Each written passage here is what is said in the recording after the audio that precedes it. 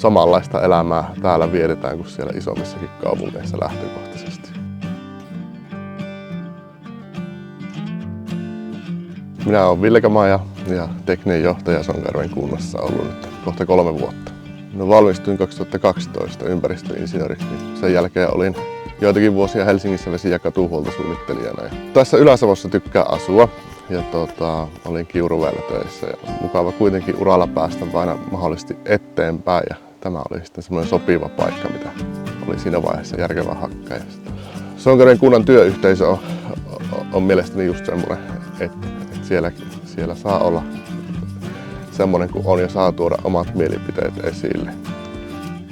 No, minulle tärkeintä työssä on, että saa olla ihmisten kanssa tekemisessä, eli hirveästi painottuu tämmöinen sosiaaliset taidot tässä minun työssä.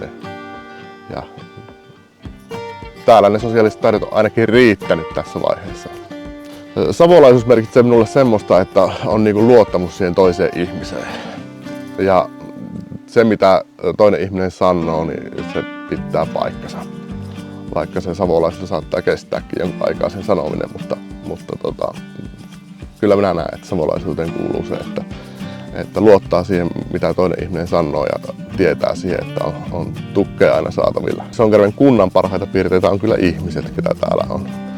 Ja ne, kuinka välittömiä ne on ja kuinka ne välittää siitä kotiseudustaan ja siitä, miten ihmiset täällä voi ja miten seuraavat sukupolvet täällä mahdollisesti tulee voimaan.